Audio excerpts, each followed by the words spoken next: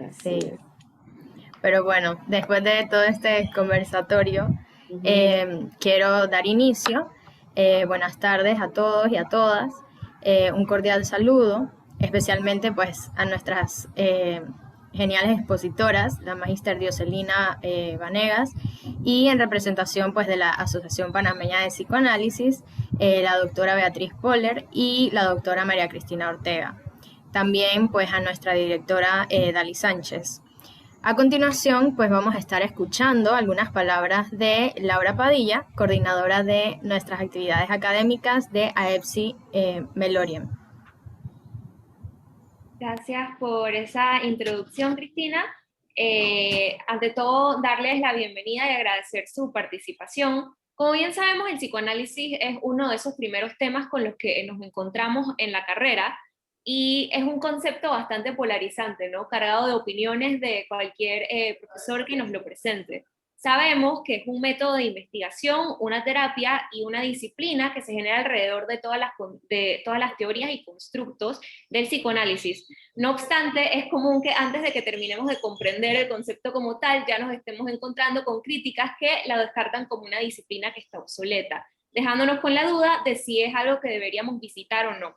Pero como una perspectiva que lleva siglos en desarrollo, el psicoanálisis nos provee una visión única de lo que es la experiencia subjetiva humana y ha tenido una influencia grandísima y aportes grandísimos en la psicología como hoy en día la practicamos. Por esta razón, en AEPSI Meliorem organizamos este espacio de reflexión para mirar curiosamente y con respeto cuál es el rol actual del psicoanálisis en nuestra sociedad, su relevancia y cómo ha evolucionado como práctica a lo largo de los años, mostrando cómo se ejerce aquí en Panamá y la influencia que tiene hoy en día dentro de nuestra carrera. Y nos hacemos la pregunta si realmente es una disciplina obsoleta y qué adaptaciones se han dado y qué adaptaciones se pueden dar, qué podemos aportar nosotros como nuevas generaciones que estamos entrando a la práctica de la psicología para continuar con ese desempeño. Nuevamente queremos agradecer a nuestras expositoras, a la participación de la Asociación Panameña de Psicoanálisis. Realmente es un honor trabajar con ustedes esta tarde y les damos la bienvenida también agradeciendo a la profesora Dioselina Vanegas, que es una de esas personas que nos ha introducido al psicoanálisis y que ha despertado este interés en muchos de nosotros. Y agradeciendo nuevamente a la decana Dali Sánchez por apoyarnos en la realización de esta actividad. Entonces, sin más preámbulos, iniciamos y Cristina les estará explicando un poco sobre nuestra modalidad del día de hoy. Bueno, vamos a hacer esto de la siguiente manera, pues iniciamos con las presentaciones de las expositoras y luego se van a dar un conversatorio, preguntas del público para hacerlo así un poquito más dinámico y al final habrá pues una conclusión y definitivamente todo el aprendizaje que hayamos logrado obtener el día de hoy. Pues para presentarlas a cada una, sí me voy a tomar un tiempito para presentar a las expositoras. Tenemos pues a la magíster Dioselina Vanegas. Ella es psicóloga clínica y psicoterapeuta psicoanalítica formada en el Instituto Psiquiátrico Dr. José Horwitz. Se especializa en adolescentes y adultos, particularmente de mujeres embarazadas, y cuenta con posgrados en apego seguro y psicodiagnóstico. Es profesora, pues todas la conocemos y la queremos mucho, de pregrado y posgrado en la Universidad Católica Santa María la Antigua, impartiendo pues las siguientes materias: observación de bebés, niños y adolescentes en la maestría de psicología clínica de niños y adolescentes, luego la psicología dinámica 1 y 2, que es más o menos donde vemos todas las bases del psicoanálisis, que lo da en la licenciatura de psicología, actualmente a cargo. También la tenemos en la práctica clínica de la licenciatura en psicología, también actualmente a cargo. También imparte lo que es la psicopatología de la adolescencia, maestría en la maestría de psicología clínica del niño y adolescente, teorías y modelos en psicología clínica en la licenciatura y taller de desarrollo personal 2 en la licenciatura, que estos han sido pues todas las materias que ella ha podido pues tener a cargo. Por otro lado, tenemos a la doctora Beatriz Poller. Ella es psicóloga en la Universidad Católica Andrés Bello, en Caracas. También psicóloga escolar de la UCAP, en Caracas también. Y pues psicoanalista en función didáctica egresada de la Asociación Venezolana de Psicoanálisis. Por otro lado, es especialista en programa de prevención comunitaria, pertenece a la Asociación Venezolana de Psicoanálisis, ASOVEP, y pertenece a la Asociación Panameña de Psicoanálisis y es una de las fundadoras de esta asociación. También pues ha estado en la Federación Psicoanalítica de América Latina, FEPAL, y la International Psychoanalytical Association, la IPA. Ha sido docente en el Instituto de Psicoanálisis de la Asociación Venezolana de Psicoanálisis, también docente invitada en la Clínica Psicológica de la USMA en Panamá, docente en el Instituto de la Asociación Panameña de Psicoanálisis y secretaria del Instituto de Psicoanálisis de APAP. Y pues, por último, pero no menos importante, la doctora María Cristina Ortega, tocaya mía, psiquiatra y psicóloga clínica graduada de la Universidad Central de Venezuela, pertenece a la Asociación Venezolana de Psicoanálisis, Grupo Psicoanalítico de Psicoanálisis, Federación Psicoanalítica de América Latina e International Psychoanalytical Association. Actualmente es psicoanalista en función didáctica y docente en la Universidad Católica Santa María la Antigua y en el Instituto de Estudios Psicoanalíticos de Panamá. Entonces hemos podido observar que pues tenemos a unas grandes aquí para que nos hablen un poco acerca pues del psicoanálisis. Entonces con esto pues comenzaríamos la exposición.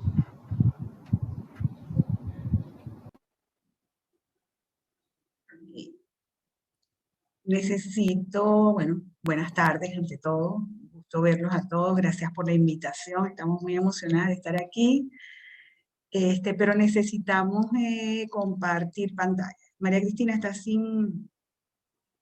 Es que creo que Dioselina va a hablar primero, ¿no? Ah, perdón. Yo aquí adelantado. Bueno, por lo que vimos sí en el programa. Sí, le comparto, Yo profe. estoy esperando, sí, exacto, Cristina, que me compartas la pantalla para evitar cualquier tipo de complicación. Solo que... Me avisan si se ve completo. No, bueno, yo lo veo bien chiquito. Ahora sí. Ahora sí, déjame ver si te voy a ir avisando y déjame buscarlo, porque yo tengo que ver caras cuando hablo. Aunque sea, los pongo aquí en un ladito y ya me siento más cómoda.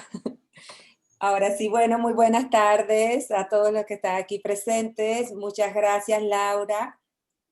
Laura, Cristina, por esta excelente presentación. De partida estoy muy contenta por la invitación. Ustedes saben que les tengo un gran aprecio. Una de las cosas que yo más disfruto es la docencia y como siempre, yo creo que ya varios les he comentado, ¿no? Que cuando los veo a ustedes avanzar hace la diferencia y de verdad que es una experiencia maravillosa y particularmente en esta tarde de hoy, viernes, muy agradable cerrar la jornada laboral y tener la oportunidad de compartir, pero sobre todo escuchar a las doctoras, tanto la doctora Cristina Ortega como también la doctora Beatriz Polo, que ocasiones he estado en algunos, sobre todo en el doctorado de psicología clínica, tuve la oportunidad de compartir con ambas y es un lujo lo que tenemos en esta tarde de hoy. Aprovecho brevemente para saludar a los estudiantes de primer ingreso, los de primer año, que no los conozco, ni igual a los de segundo, porque más que todo he visto de tercero en adelante. Así que bienvenidos y un placer.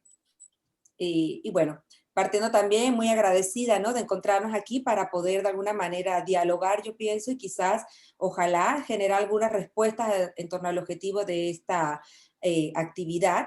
Yo, como ya bien lo ha dicho Cristina, pues doy clases en la universidad, así que mi presentación intentaré hacerla lo más breve y concisa posible, siguiendo un poquito como la propuesta de Wegelstein, de lo que puede ser dicho, debe serlo con claridad.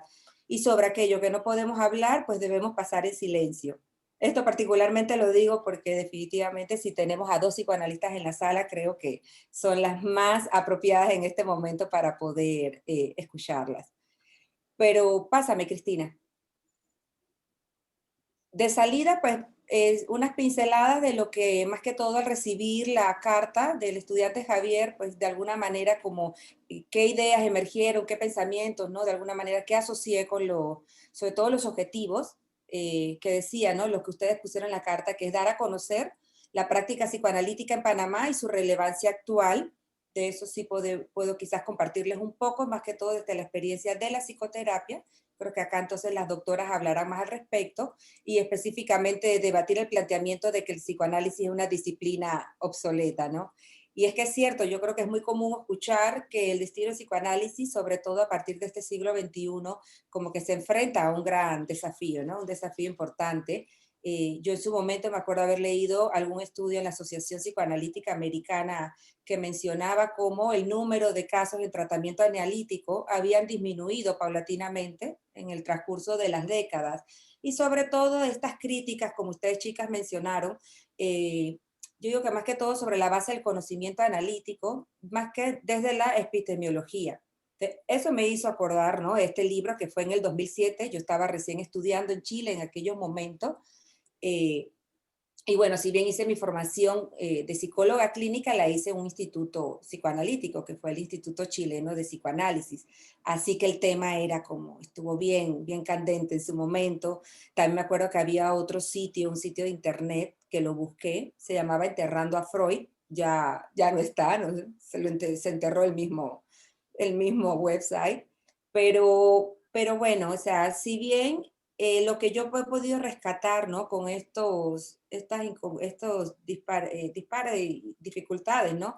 Para encontrarnos, y me ha encantado siempre ver desde lo que es la comunidad psicoanalítica, lo que he podido ver y sobre todo también compartir, es que pueden haber dos posturas, ¿no? Una respuesta podría ser como catastrófica, ¿verdad? Frente a estas señales como de claro desinterés o también una franca hostilidad hacia el psicoanálisis, hacia la corriente.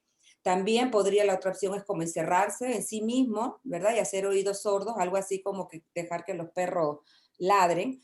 Pero para mí, y yo creo que el ejemplo es esta tarde, me ha encantado ver cómo la respuesta desde el psicoanálisis ha venido y es la de siempre, ¿no? La de interactuar, la de sentarse a dialogar.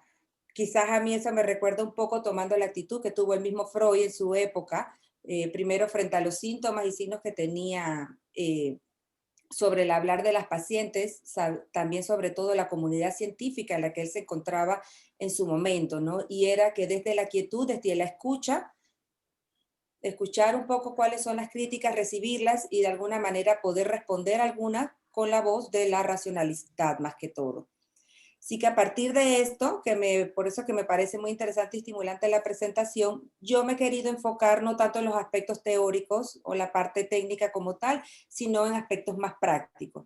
Sobre todo que ustedes vienen del anterior Meta-Elemente, que si bien no estuve presente, era en relación a la investigación. Así que más que todo voy a hablar un poquito sobre la psicoterapia y la investigación en psicoterapia psicoanalítica. Puedes pasar. Entonces, ahí yo creo que si ustedes realizan una búsqueda bien breve en Wikipedia y ponen, por ejemplo, lista de psicoterapia, yo hice el ejercicio, pues bueno, encontrarán una lista inmensa que hasta está dividida alfabéticamente. Así que ni siquiera voy a entrar aquí en definir qué es psicoterapia analítica. Yo creo que ahorita todos tenemos como alguna o más o menos una idea de lo que estamos hablando, pero sí me gustaría como acotarla, ¿no? Al siglo actual, porque ahora la psicoterapia, siento yo que más que todo en el sentido moderno de la palabra, ya casi que ha llegado a ser un fenómeno familiar y es cada vez más extendido. Yo creo que gran parte de esto lo podemos ver por lo menos en las redes sociales, ustedes como de alguna manera, ¿no? Están luchando a partir de lo que es el estigma, de la salud mental, y todo esto cada vez va calando más en la perspectiva sociocultural. Entonces, en este contexto que tenemos hoy día de, bueno, la economía globalizada, esta modernidad que tenemos o hipermodernidad, hay muchas dudas existenciales sobre lo que es el sentido de la vida, e incluso la propia identidad, que son fuentes de patología. Y por tanto, pues la psicoterapia se ha convertido en un objeto de consumo masivo. Por tanto, yo puedo entender también un poquito las inquietudes de ustedes, ¿no? De que se hace necesario hoy día de contar con estrategias de abordaje terapéutico que sean serias, efectivas, válidas, Y esto sobre todo porque nosotros, y lo hemos conversado en clase, que hemos visto como casi que es una fauna de diferentes estrategias terapéuticas que son tan diversas como también jocosas y dignas de anécdotas que hay hoy día. Sabemos que no tienen algunas obviamente, estudio científico serio que las avale, y lo peor es que están puestas ahí al alcance de la mano de cualquier persona, sobre todo de las personas eh, que de alguna manera, o pacientes que solicitan esta opinión o solicitan la realización de estas intervenciones que se venden muy fácilmente como si fueran soluciones mágicas. Entonces, ante esto, pues sí estamos en una situación que es, yo considero crucial y que debemos ahondar al respecto y debemos hacer un alto y ponernos a pensar un poquito. Pásame, por favor. Creo que, exacto. Bueno, Laura nos definió, nos dio una buena entrada, ¿no? De cómo definía ya Freud el psicoanálisis. Ahí más o menos les pongo para que las puedan revisar. Y yo creo que me gustó, yo quise empezar con esto porque yo creo que parte de la dificultad de que algunas ocasiones tenemos para poder como ubicar o contextualizar el psicoanálisis, parte un poquito de esta definición dada, ¿no? Yo creo que, porque de acuerdo, como lo pueden ver ahí, ¿no? A Freud es a la vez una teoría acerca del funcionamiento de la mente, es un método de investigación y una terapia, pues, para algunos de los problemas emocionales que afectan a las personas. Entonces, esta triada suele generar confusión en ocasiones a nivel semántico, y sobre todo porque, claro, en la comunidad psicoanalítica obviamente que nos resulta así porque es la institución donde se encarga y se forman al respecto, pero me refiero, ¿no? Fuera, extra institucional, por decirlo de alguna manera. Ya que cuando vamos y leemos algunos de los artículos, estudios de los psicoanalistas que ellos entregan, pues se desplazan fácilmente entre las diferentes nociones, y para quizás el que está fuera de ellas le cuesta un poquito realmente entender en qué área está hablando. Yo me acordé mientras estaba haciendo acá el trabajo, que en una ocasión leí una metáfora que me ayudó muchísimo a entender en su tiempo y a comprender mejor estas cuestiones, ¿no? Y es que ellos hacían referencia a que, por ejemplo, si en el siglo pasado Pasteur hubiera utilizado la misma palabra, se entiende obviamente en microbiología, ¿no? Para referirse tanto a la microbiología de la enfermedad, al método microscópico de estudio de los gérmenes y también a la terapia antimicrobiana, hubiera causado bastante complicación. En ocasiones eso es lo que ocurre, que acá pues escuchamos rápidamente el psicoanálisis y en ocasiones están aludiendo a diferentes connotaciones. Entonces, como ven en la primera, no, déjame un momentito. Okay. Sí que era un poquito lo que les iba a decir, que ya el mismo Freud está diciendo que la investigación en psicoanálisis no es fácil. Esto entonces ya, como sabemos, apunta a que no es muy fácil de clasificar como una ciencia dentro del campo de las ciencias positivistas, por ejemplo, o las ciencias empíricas, ¿no? Donde a Freud le hubiera gustado de alguna manera que hubiera estado el psicoanálisis, pero tampoco entra mucho dentro de las disciplinas más especulativas o teóricas, como podríamos ver por lo menos en el caso de algunas ciencias más, bueno, algunas teorías más hermenéuticas. Y ahora sí me puedes pasar. Ok. Antes de entrar un poquito a la investigación en psicoanálisis, yo quería como traer, yo sé que las doctoras lo van a mencionar ya de lleno y más a detalle, es que una de las bellezas que yo considero que tiene esta corriente es que permite como estar en ambas perspectivas, ¿no? Permite tener una cercanía, un cruce con lo empírico, pero tampoco dejar otras áreas que son importantes y fundamentales, donde quizás nace un poquito más lo filosófico o lo poético, podremos decir, ¿no? O el acto interpretativo como tal. Y asimismo también con nuestros pacientes permite, por un lado, conocer o tener una mirada a ese mundo interno de las personas y cómo ellos hacen este diálogo, que desde psicoanálisis lo veríamos más como desde una perspectiva intersubjetiva, con las personas a su alrededor. O sea, esto por lo menos permite entender este objeto de estudio del psicoanálisis, que es por un lado el inconsciente y por otro lo que ellos denominan como transferencia, ¿verdad? Una mirada hacia adentro, entiéndase la realidad psíquica interna, y la otra mirada, pues, estando hacia afuera, ¿no? Las características de la relación terapéutica que podría ser como, bueno, la dinámica de la transferencia y contratransferencia. Siguiendo un poquito con los objetivos y las preguntas que ustedes delimitaron en el documento, me llamó la atención lo que ponen de que claramente hoy día está muy en boga sobre la intervención basada en la evidencia. Eso bien podemos recordar que realmente fue desde los años 90 más que todo que salió la medicina basada en la evidencia. Y bueno, esto claramente pues nos permitió, ¿no?, una gran cúmulo de artículos que empezaron a ir creciendo de manera exponencial. También hubo mayor interés sobre diferentes concepciones y que ha dado fruto a muchas revistas internacionales, muchos journals que están pues en varios idiomas y que en resumen pues también podemos ver estudios muy relevantes de diferentes disciplinas y entre ellas también de la psicoterapia. Este modelo médico ha sido de gran beneficio, pero también es muy cuestionado porque tiene ciertas limitaciones que son importantes cuando se tiene que aplicar a la investigación en psicoterapia, ya sea psicoanalítica o cualquier incluso otra corriente. Yo creo que el mayor es que este paradigma basado en la evidencia muchas veces deja de lado la práctica real, ¿no?, que es como ellos llamarían la investigación más naturalística. Entonces, a partir de ahí, ustedes ponen también que sí ha sido un reto para el psicoanálisis y que se ha propuesto para enfrentarlo. A mí me llama mucho la atención porque yo creo que también depende de dónde uno es formado, porque existe muchísima evidencia, hay muchísima evidencia empírica y ya que tiene varios años, ¿no?, dando vueltas. Pásame para un poquito, Cristina. Ahí les puse como así un breve como a pantallazo, cualquier cosa, lo que quieran ya más a fondo me lo pueden pedir y con mucho gusto yo les hago llegar la información, porque es importante tener presente que es verdad que hay mucha complejidad, es muy difícil todo lo que tiene que ver con los problemas metodológicos en el estudio del psicoanálisis y también de las terapias psicoanalíticas, pero es muy curioso cuando uno empieza a investigar que muchos de los estudios más famosos que hay en psicoterapia o en la investigación en psicoterapia fueron realmente realizados por analistas. No me voy a poner, pero por lo menos los estudios de Menninger, también, bueno, aquí sí ustedes han escuchado de Otto Kemper, por ejemplo, eso data ya de varias décadas atrás. La Universidad de Pensilvania, que tiene a Lester Luborsky, ahora se me fue el nombre, no tengo el libro ahí, no puedo ver.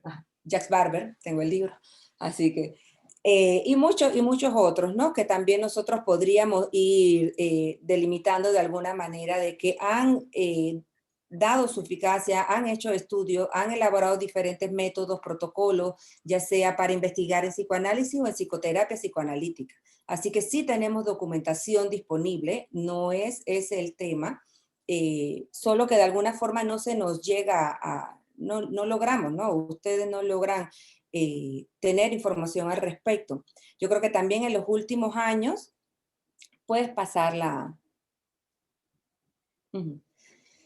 Ahí sí ya un poquito más reciente, porque en los últimos años también se ha destacado mucho estudios ya más sofisticados en relación también a la psicoterapia psicoanalítica, no solo psicoterapia psicoanalítica breve, sino también psicoterapia psicoanalítica a largo plazo.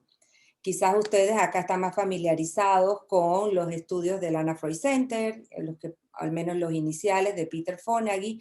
Sin embargo, existen muchos otros, y incluso acá también a nivel latinoamericano. Y otra de las situaciones yo creo que es que no todos son traducidos, ¿no?, al idioma español. Entonces eso también nos limita un poco la cercanía a esta producción científica.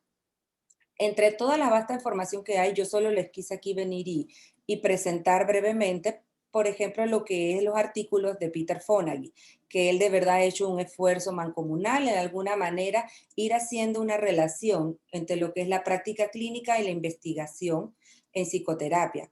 Por lo menos él, que es el que tenemos a mano derecha, él publicó en el 2000 un artículo que tenía un título muy sugestivo, ¿no? En español se define como Agarrando ortigas o de por qué la investigación psicoanalítica saca ronchas.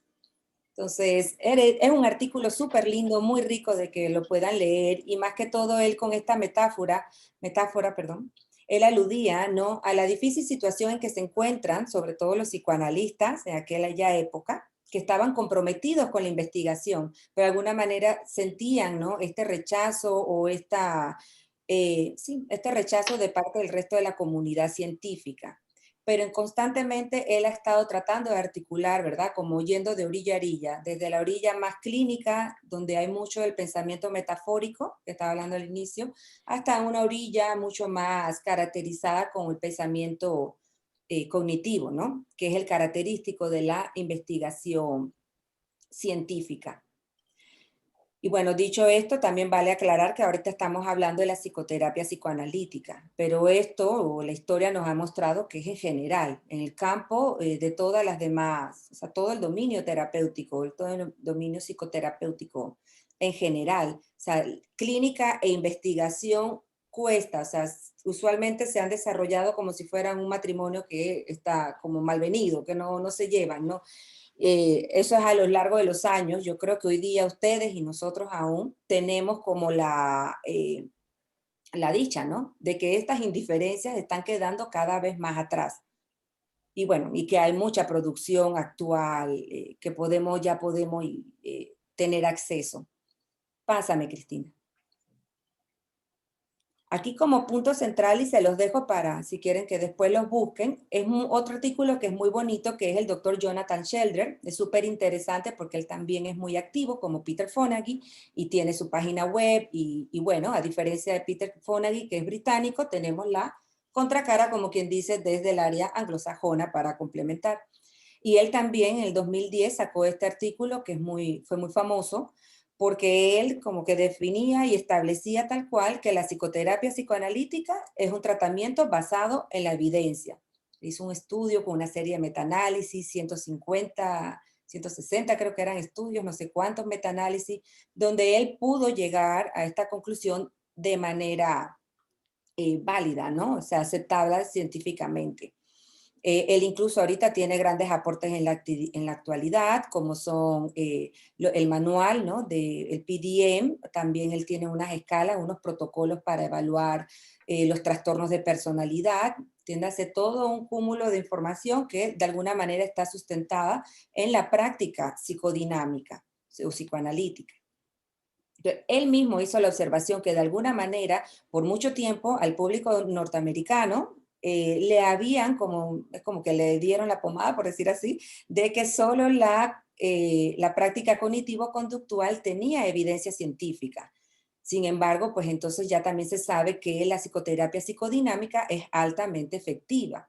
E inclusive, que eso es algo de las cosas agradables, obviamente una vez que uno se forma y uno, pues bueno, practica y se formaliza en el método, se sabe que este tipo de psicoterapias tiene mayores beneficios a largo plazo en comparación con otras psicoterapias. O sea que son más perdurables en el tiempo, es sostenible, ¿no?, el logro.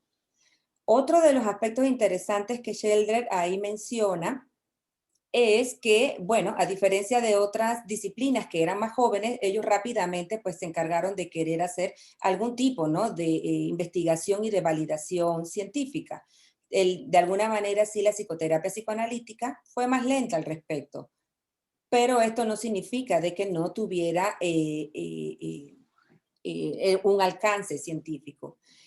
También él muestra, ¿no?, que que la investigación que estaba para esa época y se sigue generando, ni siquiera logra como capturar de manera eficaz el verdadero alcance que puede lograr tener una psicoterapia psicodinámica bien llevada, que ya las doctoras explicarán cómo debe ser lo que realmente le llamamos psicoterapia psicodinámica, ¿no? Y él decía algo que a mí me encantó, que es muy sencillo, si ya eres investigador, pues medir los cambios en los síntomas, pero es mucho más difícil medir cambios profundos que se den en la personalidad. Ahí es un reto. Pero bueno, lo que él dice es positivo, sí se puede hacer. Entonces, yo pienso que él también, otro de los aspectos que él decía, era que muchas de estas otras disciplinas, otras psicoterapias, ellos sin darse cuenta, de alguna manera tenían elementos de la psicoterapia psicodinámica, solo que no lo tienen presente. Entonces, cuando se revisan estas terapias a detalle y también se mira un poquito a fondo lo que estos terapeutas efectivos, claro, estaban realmente haciendo, resulta que es algo que los terapeutas psicodinámicos siempre han hecho, ¿no? Que es facilitar la autoexploración, examinar los puntos ciegos a nivel emocional del paciente o entender también los patrones relacionales. Pásame.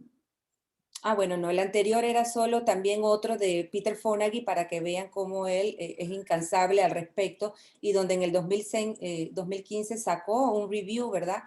Para un update, sí, un update, para sobre la efectividad de la psicoterapia psicodinámica. Y ahí él nuevamente con elementos, ¿no? Él hace esta revisión comprensiva bueno, como ya les digo, de la eficacia de la psicoterapia psicodinámica, sobre todo para lo que tiene que ver los trastornos o los principales trastornos mentales. Entonces él decía que, bueno, haciendo estos estudios de control que de verdad se veía que es efectiva, perdón, ya sean trastornos de ansiedad, él también puso en la depresión, trastornos alimenticios, trastornos psicosomáticos.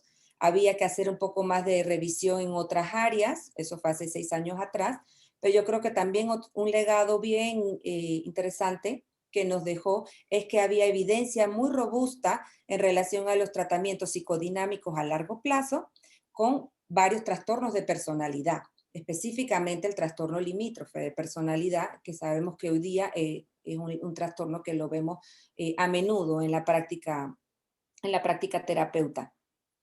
terapéutica, perdón. Y bueno, pásame un poquito para ir. No podía hablar del tema sin, aunque sea mencionar o traer el pantallazo, ¿verdad? De lo que ahora, hoy día, pues se le habla más que todo como el campo emergente, ¿no? Que sería el de neuropsicoanálisis. Porque todo este cúmulo de información que he elegido, así como abuelo de pájaro o de jet, como dice la profesora Melba, pues tiene que ver mucho también con estos avances que han habido, de estas nuevas hipótesis que han ido integrando cada vez más la mente y el cerebro, ¿no? Y esto es lo que ha abierto como líneas fascinantes de investigación en psicoterapia, que incluso pueden ir combinando pues otras metodologías que tienen que ver más en el campo de la neurología. Pero bueno, ahí también les pongo los nombres para que ustedes hagan captura, busquen con calma sobre ellos, lean un poquito, son fascinantes de leer, un poco complejo, al menos para los que no somos de esta línea, pero lo rico es que todos ellos usan la teoría freudiana, pero de una manera amplia. Y eso sí, cada uno pues teniendo diferente énfasis en distintos aspectos. Cuando yo les pongo esto, también yo quería como aprovechar y traer un poquito todos los estudios o las investigaciones que yo siento que son sumamente fundamentales, sobre todo hoy día, en lo que tiene que ver sobre los infantes, ¿verdad? O sea, que si bien no siempre hay bueno, cuando digo infantes es todo el desarrollo temprano, ¿verdad? Todos los estudios sobre el desarrollo temprano, sobre la diada madre-bebé o también con los padres, toda esta nueva fuente de información que, bueno, o sea, a diferencia un poco de cómo se hacía antiguamente, pues cada vez hay mayor evidencia, mayor robustez en relación a estos estudios, que no todos están como ligados, ¿no? Explícitamente a una concepción como acá neurobiológica, pero de alguna manera es congruente y también complementa a los hallazgos que se están viendo desde las neurociencias. Así que eso es otro, por lo menos tenemos Daniel Stern, está Bibi, que también son muy lindos los estudios que ella hace, estos microanálisis face to face, pero bueno, se los dejo para que ustedes lo puedan como revisar, ¿no? Eso yo creo que gran parte de lo que estoy queriendo acá hablar es como toda ahora esta investigación, esta exploración que se hace en toda el área del ámbito no verbal, que tiene que ver más con aspectos inconscientes y bueno, de alguna manera cómo hacen estas ligazones, ¿no? Desde la neurología también. Ahí un poquito, bueno, es como ponérselo así bien muy detallado, muy simplista, de lo que les puedo decir, ¿no? Más que todo hay estudios sobre los procesos resultados. Yo creo que ese es uno de los que uno más escucha y más se suele ver en la práctica. Por ejemplo, lo que yo he podido estudiar es lo que más me interesa, y acá, por lo menos en Latinoamérica, hay una fuerte producción de investigación científica al respecto. O sea, no solo se estudian los procesos, sino también los resultados. Entiéndase la técnica específica del terapeuta y cómo todo esto influye en que se dé un cambio en la terapia. Entonces, igual se hacen muchas otras investigaciones, como lo que es el análisis, se investiga sobre los análisis de las defensas del paciente, las interpretaciones que se hacen de la transferencia, y siguiendo un poquito lo que les hablaba sobre el desarrollo del infante, cómo hacen esta extrapolación entre la diada madre-bebé con paciente-terapeuta, también sacan estudios muy ricos y muy bonitos de leer, ¿no? Que es lo que ellos le llaman aproximaciones microanalíticas a la investigación. Ahí se ve, es un sinfín, abre como todo un panorama nuevo, diría yo, y se estudia como la regulación afectiva, la expresión facial de las emociones, los fenómenos que están implícitos en la psicoterapia y bueno, muchos otros aspectos que podríamos aquí empezar a hablar, ¿no? Sobre ello. Y bueno, también como les pongo, hay estudios sobre la figura del paciente y del terapeuta, más que todo sobre la alianza terapéutica, tiene que ver mucho también con se hacen muchos estudios de los eventos de ruptura y resolución en el proceso terapéutico, estudios orientados a la obtención de validez teórica y validez empírica. Esos también son muy bonitos. Hay una serie de estudios que casualmente datan de pocos años, o sea, son bastante novedosos, ¿no? Donde se revisa la evidencia empírica para la terapia psicoanalítica, el psicoanálisis, de los constructos básicos del psicoanálisis como tal, y cómo los van trayendo y van mostrando que estos constructos que ustedes han visto en clase, como los mecanismos de defensa, la dinámica de la transferencia, contratransferencia, y muchos otros se pueden ir midiendo y evaluando el concepto como tal. Eso también es muy interesante, un poco correspondiendo a las preguntas que ustedes tenían en un inicio. Y bueno, los estudios de mentalización, que aquí ya ustedes ubican bastante, ¿verdad? Que acá en Panamá pues tenemos el grupo Mentalizar y muchos otros que ahí los pueden, un poquito, no los voy a leer, ¿no? Yo creo que ya ahí ustedes los pueden revisar. Pásame, please. Sí quería traer, pues yo pienso que es como lo rico de la actividad de hoy, que es más conversatorio, ¿no? De alguna manera, porque también cuando yo me formé allá en Chile, tuve la oportunidad de tener muchos profesores que en su momento pertenecieron al comité organizador de lo que después se vino a llamar el capítulo latinoamericano de la Sociedad de Investigación en Psicoterapia.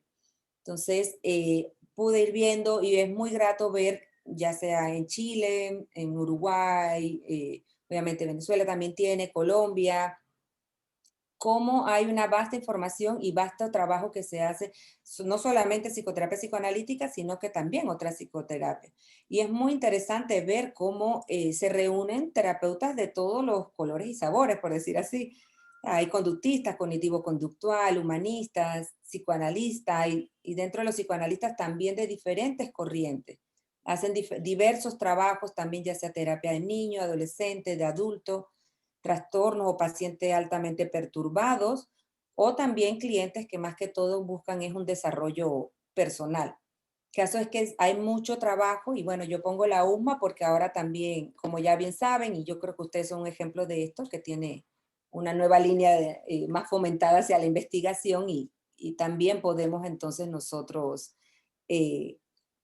brindar nuestro aporte.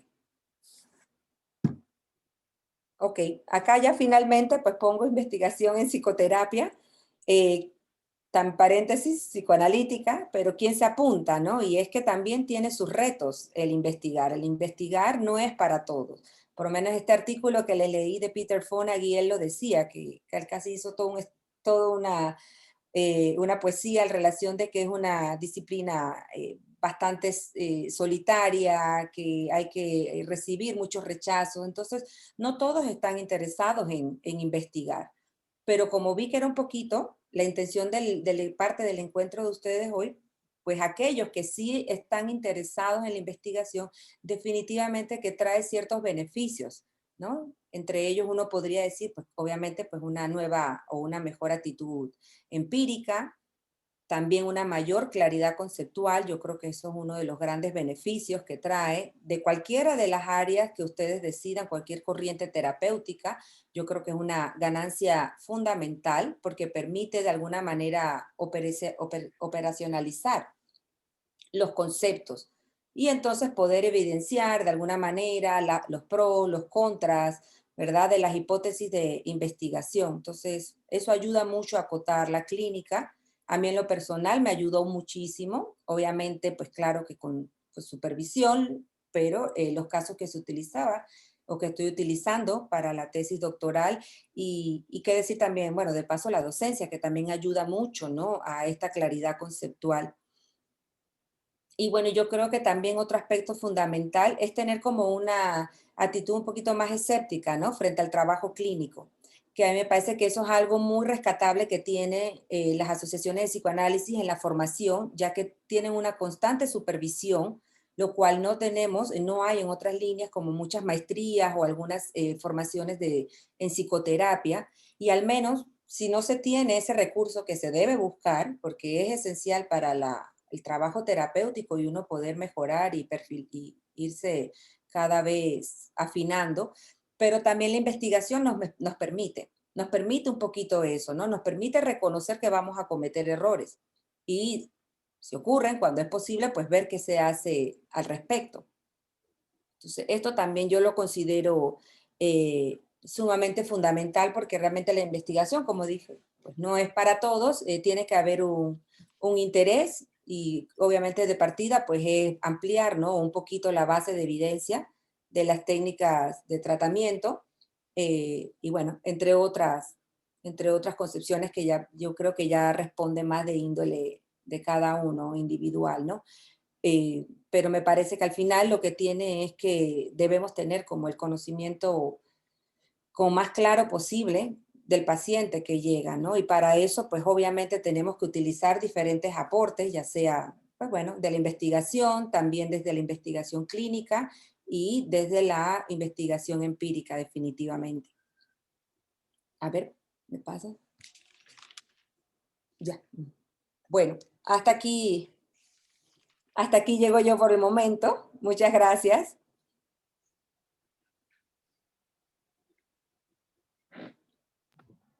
Muchas gracias, profesora Dioselina. De verdad que nos ha aclarado muchas dudas en cuanto a lo que es la investigación en psicoanálisis y en psicoterapia psicoanalítica. Incluso dentro de las preguntas, yo tenía esa pregunta realmente, como ¿por qué usualmente no se habla de la investigación pues en psicoanálisis y esto? Y realmente pues creo que a muchos de nosotros nos ha aclarado que sí hay, que nada más hay que buscarlo y pues leerlo. Realmente la información que nos ha pues impartido ha sido muy valiosa, así que pues muchas gracias, porque sí hemos aprendido bastante y pues también ahí cualquier cosa, si necesitan, comparto pues las diferentes capturas para que puedan ver e investigar un poco más acerca de esto que nos acaba de exponer la profesora. Así que, bueno, seguimos con la otra presentación de la doctora Beatriz Poller, si no me equivoco, creo que ella pues es la que nos sigue. No, vamos a hacerlo entre María Cristina y yo. Okay, hay una mezclita ahí, ¿sí? Necesitaba compartir la pantalla.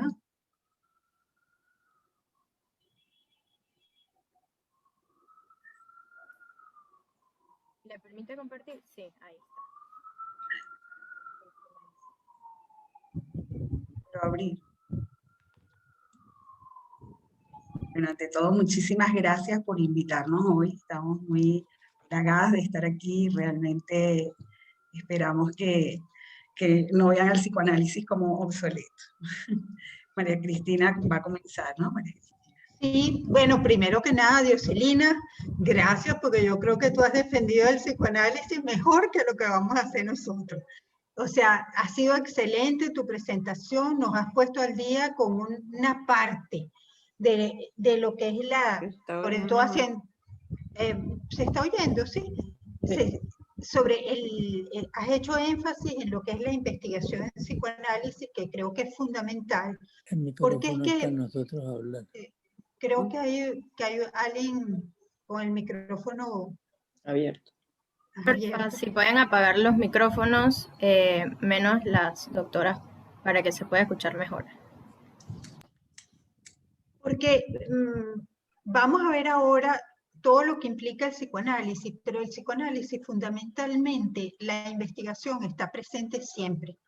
Porque nosotros cuando nos enfrentamos a un paciente, nos enfrentamos al paciente con una visión de investigación, de tratar de entender qué hay ahí, no con algo ya listo, previsto. O sea, esto es una neurosis obsesiva o esto es un trastorno de personalidad, sino es algo único, novedoso para nosotros, donde vamos con la mentalidad de investigar, de ver qué nos trae ese paciente. Entonces, y así fue Freud, y nos los dejó como legado, y esto es algo fundamental en psicoanálisis. Nosotros nos guiamos un poquito en una discusión que tuvimos Beatriz y yo, pues tratando de darle algunas respuestas mucho más sencillas que lo que nos trajo Dioselina a las preguntas que ustedes hicieron. Entonces, una de las preguntas era, ¿cuál es la función del psicoanálisis en la actualidad? Y tenemos que irnos un poquito al origen para poder entender cómo ha sido la evolución. El psicoanálisis tuvo el gran mérito de haber propuesto una aproximación psicológica a la enfermedad mental, pero no surgió así.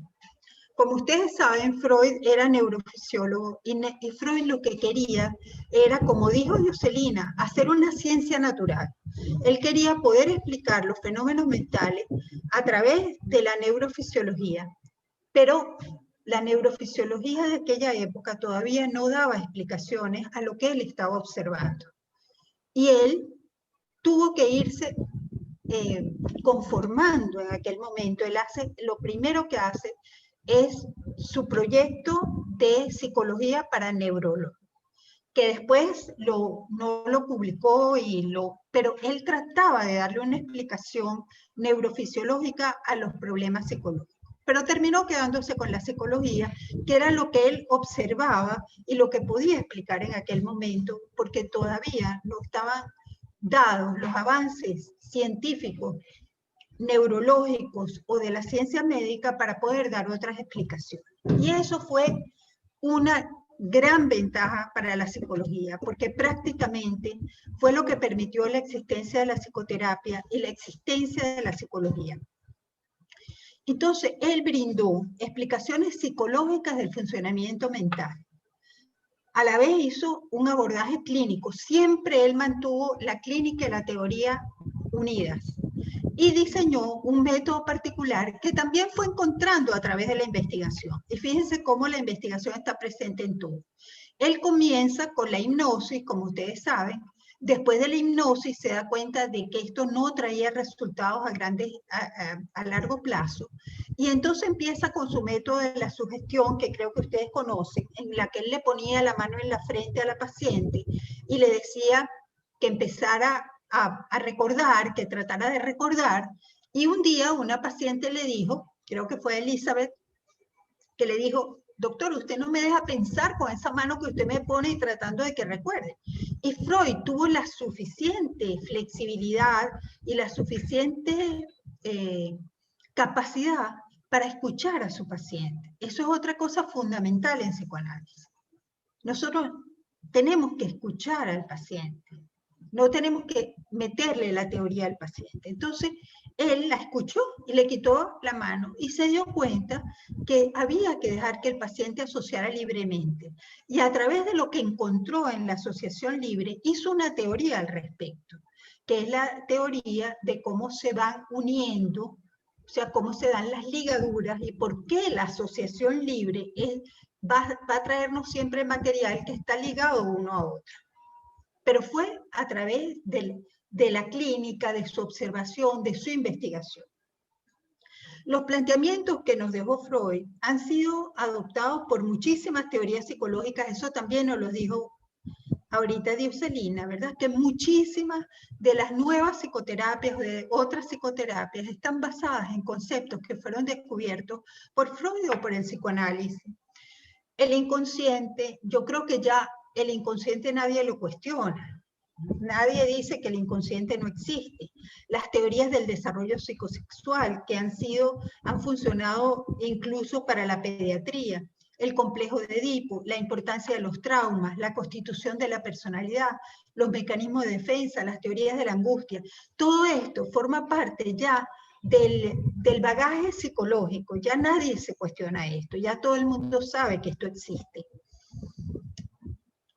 Cambia por completo la forma de ver la enfermedad mental y la normalidad. Esto a mí me parece que es tan importante. En el momento en que Freud comienza su trabajo y su investigación, los pacientes psiquiátricos eran una cosa aparte y se consideraba, imagínense, los neuróticos que formaban parte de los pacientes que veían los neurólogos, los neuróticos y las histéricas, se consideraba que lo que tenían eran situaciones hereditarias, o sea, taras hereditarias que se manifestaban. Y lo que se hacían eran tratamientos de lo que se podía hacer en aquel momento, o sea, corrientes eléctricas o masajes, etc. Imagínense lo que representa poder entender que ya esta diferenciación no es así, sino que todo forma parte de una evolución humana que se va quedando según las distintas etapas donde se va pasando, lo que son los conceptos de fijación y de regresión. Es un abordaje muchísimo más humano, muchísimo menos segregacionista y que nos da una comprensión mucho más amplia de lo que son los síntomas, de lo que es la enfermedad mental, de lo que son los síntomas. Ya no es un apartado diferente, aparte, una cosa que solo tiene que ser abordada por los médicos, por los psicopatólogos, etc., sino que es parte de la evolución humana, ¿no? Hoy en día se están desarrollando los instrumentos necesarios para comprobar las intuiciones de Freud, los neurotransmisores, las hormonas, la sinapsis, etc. Bueno, eso también es interesante. Freud, como en aquel entonces no se conocía de los neurotransmisores, no se conocía de las hormonas, las sinapsis se descubrieron en los años en que Freud estaba activo, cuando Ramón y Cajal descubrió las sinapsis, las dendritas y todo esto. Bueno, o sea que él no tenía la manera de poder explicar esto. Pero él dijo, todo esto se va a ir comprobando y se va a ir complejizando en la medida que se vayan descubriendo. Él llamaba sustancias tóxicas o sustancias, las llamaba él también, no las llamaba hormonas, las llamaba sustancias químicas, que van a ir aclarando cómo se da todo esto. Y en efecto, muchísimas de las cosas que Freud nos propuso desde el ámbito psicológico se han confirmado a través de los neurotransmisores, de las hormonas, de la sinapsis y de todo lo que hoy en día también se está estudiando con la neuropsicoanálisis. ¿Quieres pasar a la siguiente? El psicoanálisis, a pesar de que mucha gente considera que no es una ciencia, es un cuerpo teórico muy sólido. Es un cuerpo teórico tan sólido que tiene más de 100 años y sigue vigente, ¿no? Y está en continuo desarrollo. O sea, por eso cuando ustedes nos preguntan si es obsoleto, yo les diría que es lo menos obsoleto que puede haber, porque está continuamente dándonos nuevas cosas. Lo que pasa es que hay que buscarlas, hay que entenderlas. Está a nivel teórico, técnico y clínico, está en continua evolución. Y ha dado origen a muchísimas investigaciones. Ahí tenemos algunas y ya Dioselina nos habló de muchísimas más.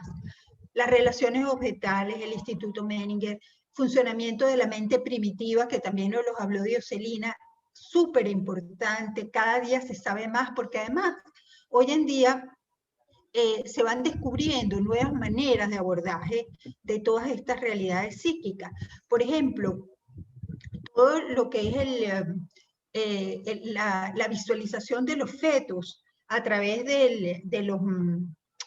se me fue la palabra, bueno, pero ustedes saben de que estoy hablando de los ecos, está permitiendo ver muchas conductas del feto que nos permiten ir entendiendo muchas cosas de la mente primitiva.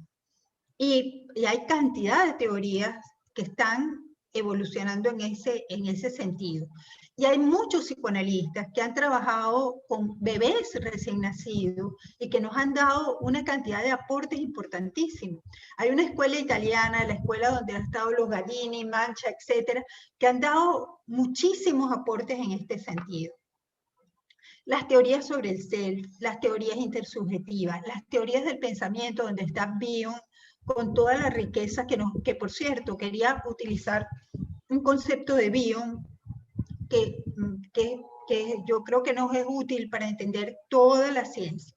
Bion nos dice que hay una cosa que se llama O, con la letra O, que quiere decir el origen, es decir, es el hecho en sí, lo que sucede, pero a través de la O nunca la vamos a conocer. La O es incognoscible, porque se produce en un momento dado y no la podemos conocer. Solo vamos a poder aproximarnos a través de K, que es el conocimiento.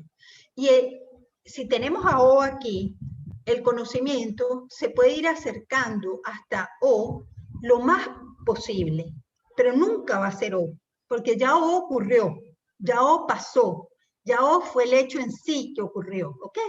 Y eso nos pasa en la consulta, etcétera. Cuando a un paciente le está ocurriendo algo, nosotros nos aproximamos con K, pero nunca vamos a poder llegar al punto específico de lo que está ocurriendo.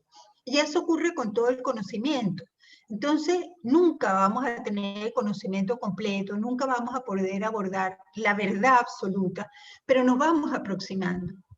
Y así como le pasó a Galileo, que posiblemente intuía lo que Copérnico dijo después, pero no tenía cómo llegar ahí, no tenía el telescopio para poderlo mirar, pues así pasa también con el psicoanálisis. Hay cosas que se intuyen, que están allí, pero que las podemos ver con una cierta distancia de O, y que poco a poco, a medida que los métodos de investigación se van progresando, nos vamos aproximando a la O, nunca completamente, pero nos vamos aproximando más a la verdad, al origen, etc.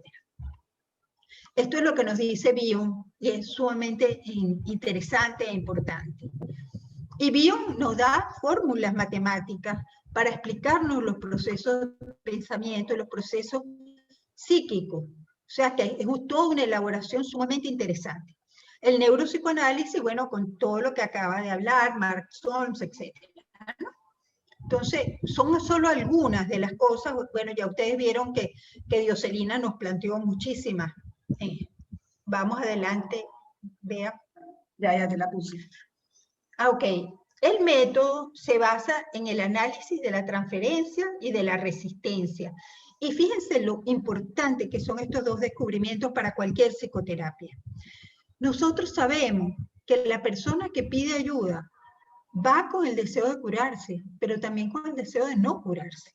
Esta es la resistencia, porque todos queremos mantenernos donde estamos, porque es lo que conocemos, es lo mejor que hemos podido hacer hasta ahora. Entonces, esto de poder descubrir que el paciente va a estar en una lucha psíquica, que el paciente además nos va a transferir cosas que no somos nosotros, digamos, nosotros somos solo los depositarios de lo que este paciente trae y que lo va a actuar con nosotros y que le estamos dando una nueva oportunidad de reconsiderar, de ver que las cosas pueden ser distintas, de actuar de manera diferente, de recibir un feedback diferente. Esto todo es fundamental en psicoterapia. Y esto es parte de los descubrimientos de Freud. Bueno, la asociación libre, que ya les dije, que fue el descubrimiento de Freud, de que si nosotros dejábamos a los pacientes libremente asociar, los pacientes iban a tener una conexión de las ideas. Y cualquiera que haya visto una sesión y la haya visto a través de la óptica psicoanalítica se da cuenta de esto. Es perfectamente claro cómo el paciente de alguna manera va ligando y va llegando a cosas. Y uno va encontrando qué es lo que está en la base de toda la sesión que el paciente ha estado asociando libremente, ¿no? El rol del terapeuta. El terapeuta no actúa, el terapeuta no intercambia con su paciente, porque justamente necesita que la transferencia llegue a él para poderla trabajar. Si se diferencia mucho, si da demasiados datos sobre su persona, sobre su personalidad, esto no va a poder ocurrir, o por lo menos se va a empañar la visión y no va a ser fácil. La atención flotante, que es una forma particular de trabajo, no sé si alguno de ustedes lo ha probado, pero es impresionante. Eso se lo puedo decir, eso es comprobado. Miren, cuando uno trabaja con atención flotante, la atención flotante implica que no le vamos a estar haciendo especial atención a ninguna de las cosas, que vamos a estar escuchando nada más, escuchando. Miren, cuando yo comencé a formarme como psicoanalista, yo me quedaba asombrada de cómo yo podía recordar sueños que el paciente me había narrado tiempo atrás, y de repente había algo que los conectaba en una sesión que había ocurrido años después, y yo recordaba el sueño perfectamente, y no le estaba prestando atención. No era que lo estaba recordando, o sea, me voy a acordar del sueño que me trajo, no, era que se me aparecía, porque justamente la mente, cuando la dejamos que asocia y liga. Y esa es lo que hacemos, tanto que dejamos al paciente como lo hacemos con nosotros mismos, ¿ok? Nos dejamos actuar en esa especie de estado mental en que no estamos buscando directamente que el paciente nos diga y nosotros anotando, sino dejamos que nuestra mente vaya. Y se ofrece un ambiente constante y un ambiente seguro, ¿ok? Ambiente donde el analista no actúa, no le responde con rabia. El paciente puede ponerse rabioso, nosotros no le vamos a responder. Es un ambiente seguro para desplegarse. El estudio de la fantasía inconsciente, o sea, que es esto que nosotros estamos continuamente buscando. ¿Qué hay por detrás? ¿Qué hay por detrás de lo que el paciente nos está diciendo? ¿Por qué este paciente nos insiste en esto? ¿Qué fantasía está detrás? El uso de la contratransferencia, que es justamente el equivalente, ¿verdad?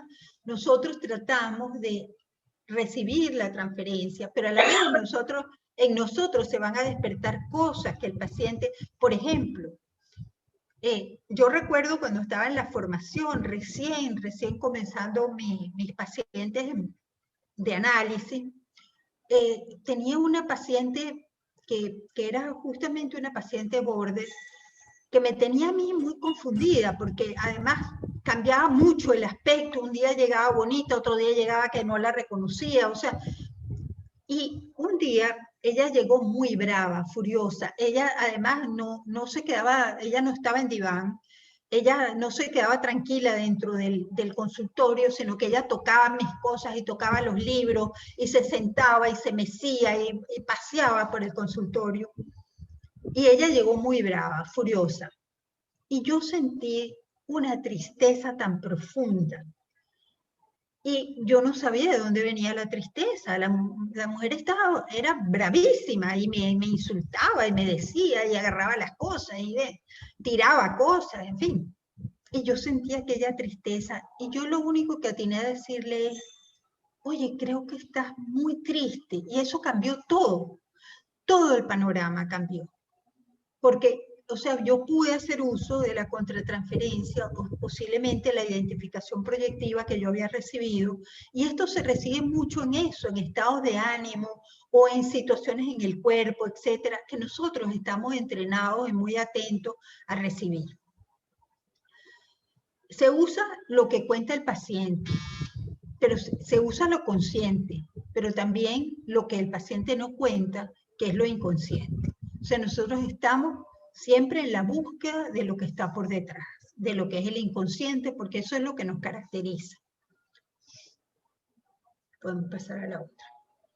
Los conflictos inconscientes, los sueños, y es un tratamiento que modifica el carácter y consolida la identidad. O sea, es un tratamiento, por eso es lento, es profundo, y no solamente se conforma con quitar síntomas, sino con hacer transformaciones internas.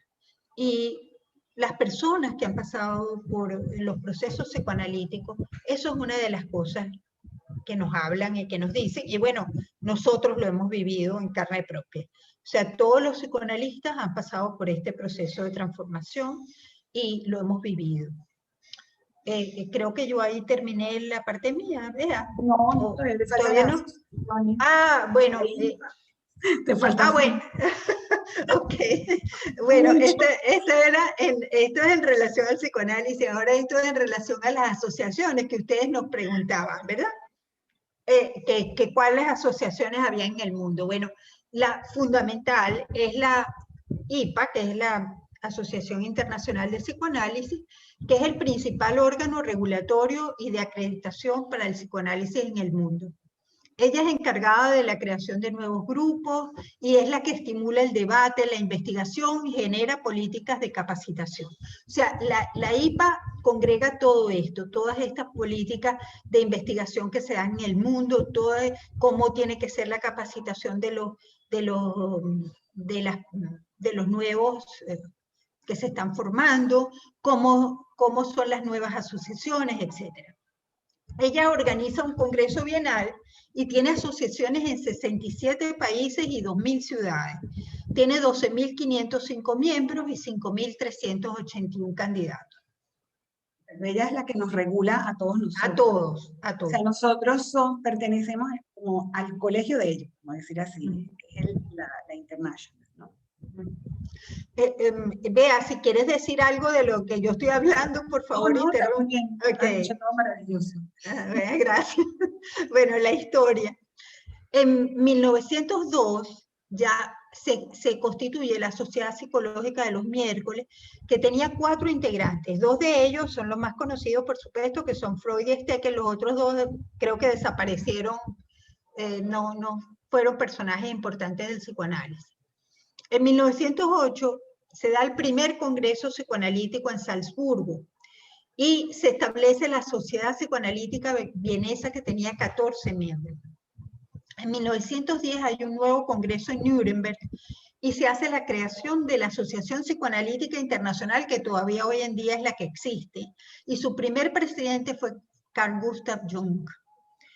Estableció su sede en Zúrich, que era donde vivía Jung, y en 1919 el psicoanálisis ya se convierte en un referente mundial, y en 1938, a raíz de la migración de Freud a Londres, la IPA tendrá su sede en esta ciudad, que ahí se ha mantenido hasta la actualidad. Cuenta con 3 federaciones, la europea, la de América Latina, que es la FEPAL, y la América del Norte. Y hay nuevos grupos en Corea, en Taiwán, en China. Las asociaciones comienzan primero como grupos de estudio, como comenzamos en Panamá. Comenzamos como grupo de estudio, que están bajo la supervisión de un comité que manda la IPA. O sea, la IPA manda un comité que asesora, supervisa, está continuamente visitando, ¿no? Que es patrocinador de la IPA. Luego se pasa a sociedad provisional, que es donde estamos en este momento en Panamá. Ya Panamá es sociedad provisional. Y en 4 años más podemos optar a sociedad componente, que es cuando ya formamos parte, digamos, de una manera ya totalmente legal y directa con la IPA. Les puse aquí, Panamá acaba de ser reconocida por la IPA como sociedad provisional, lo que le permite ya hacer selección, supervisión y capacitación de los candidatos. Es la única que hay en Centroamérica. En Centroamérica. Es algo muy importante que se ha logrado, de lo cual estamos muy orgullosos. La Asociación Panameña de Psicoanálisis, bueno, se fundó como grupo de estudio en 2015, fue aprobado por la IPA, contamos con 11 psicoanalistas, nuestra sede está en Bellavista, en el edificio Colores de Bellavista, apartamento 7D, tiene un instituto actualmente con 12 candidatos. Ahí tienen la página web, el email, los teléfonos, y pertenecemos a la IPA y a la Federación Latinoamericana, y tenemos un servicio de atención psicoanalítica, que es atención psicoanalítico a bajo costo. Eso también lo tenemos. La formación psicoanalítica, me toca a mí. Eso te toca a ti. Cómo aprender todo lo que estaba diciendo María Cristina y cómo ser psicoanalista.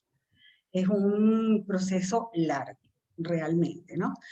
Todas las asociaciones psicoanalíticas del mundo tienen un instituto, que son todas estas que dijo María Cristina. Cada una de ellas forma a sus candidatos para que sean psicoanalistas. También hay candidatos que, por ejemplo, hay países donde no hay asociaciones de psicoanálisis. Panamá era una de ellas hasta hace poco. Pueden recibir pues, la formación en institutos regionales. Ahora Panamá lo que nosotros queremos es que sea donde se formen todas las personas de Centroamérica, aunque uno puede ir a otros países a formarse, ¿no? La IPSO es la Organización Internacional de los Candidatos. Los candidatos que estudian con nosotros tienen su organización que se llama IPSO y hay otra que se llama OCAL. Y sí hay organizaciones que están afiliadas, pero que no están autorizadas para realizar o para convertir a obtener los candidatos para que sean psicoanalistas. La ILAP era la que se encargaba hasta hace poco de formar los psicoanalistas en todo el mundo. Por muchos años estuvieron viniendo aquí a Panamá hasta que logramos ser grupo de estudio, ¿no? Okay. Los pasos para hacer la formación, para los que estén interesados. No es lo mismo estudiar psicoanálisis que ser psicoanalista. ¿Qué quiere decir esto? O sea, nosotros hace poco empezamos a ofrecer un curso de introducción al psicoanálisis, donde se puede estudiar el psicoanálisis. Nosotros, ¿de dónde viene esto? Hace poco hicimos unas entrevistas para las personas que querían hacer la formación y nos dimos cuenta que hay mucha gente que no quiere ser psicoanalista, que quiere estudiar psicoanálisis, que es diferente. Ser psicoanalista lleva un proceso mucho más largo, ¿no? Por eso lo llamamos la formación.